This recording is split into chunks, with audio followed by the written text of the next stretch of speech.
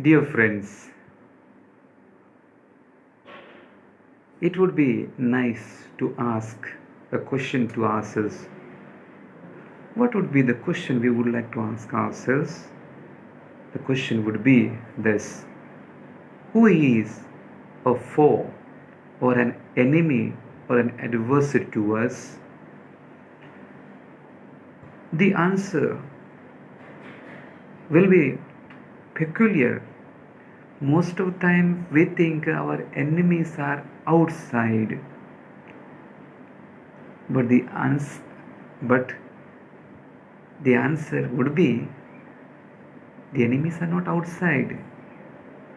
Enemies are not unknown to us, but these enemies are among us or in our own circles. As the former Prime Ministers of India, namely Rajiv Gandhi and Atal Bihari Vajpayee, said that we can get rid of the enemies, those who attack us from outside our country, but to get rid of the enemies who are inside, very difficult. We don't know who is conspiring, who is plotting against us or anybody else. We don't know.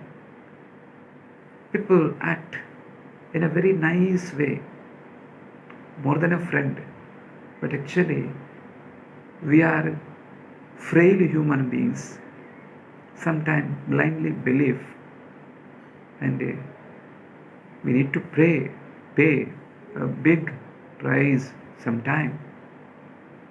In today's gospel, Jesus felt deep within kind of a trouble or distress. Why? He has been in his public ministry all the time in a commanding position or commanding situation. He never got easily distressed or troubled. Even he gave assurance, let your hearts not be troubled, but you keep faith in me and God. He gave this assurance. But the end of his days, as he was about to leave this world, he knew, because he was a God, he will know. But he was a human at the same time, like us, like any one of us.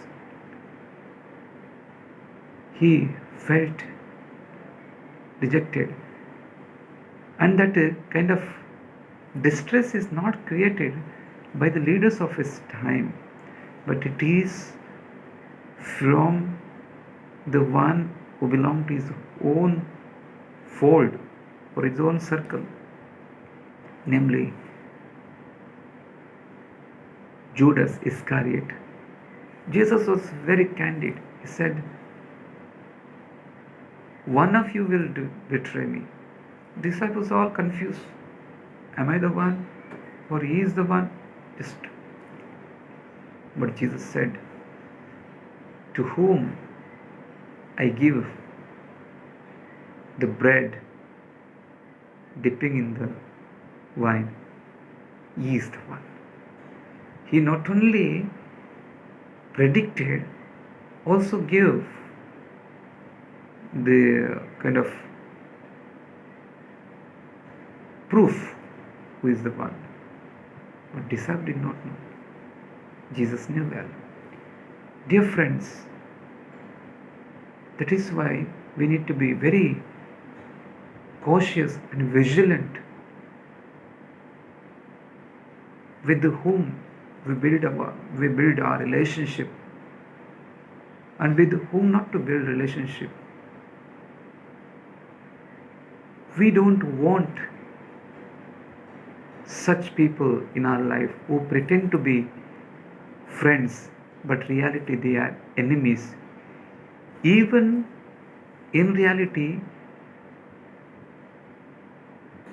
they are enemies. That is good.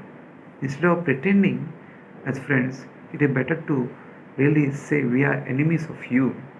That has got some weight, dear friends. You and I also go through the kind of distressing experience Jesus went through in his life. We are no exception. If Jesus was God, became human, went through, we human beings will go much more. But everything happened as per the plan of God. We don't know who is going to betray us, who is going to embrace us, and who is going to lift us up. But we trust in God. Also, we trust in people because they are created in the image and likeness of God as we are. But we are struggling sometimes to accept this thing in others. Whatever harm that is in store for us, it has to happen. We can't escape. Jesus could not escape because he came to die so that we are able to live. And it is your and my duty to be the same in this world, because in the world people are suffering.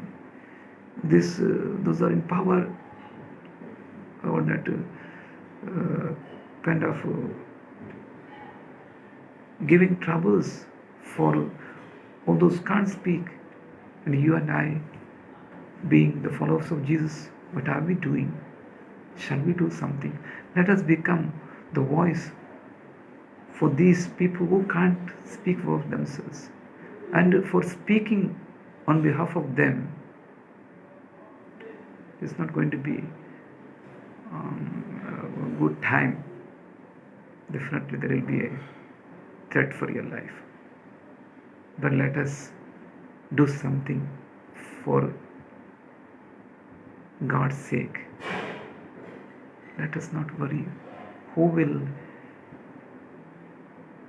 kill us in body, but let us fear the one who can kill both body and soul. That is only God. Maybe today make every effort to be Christ-like to whomsoever we meet today.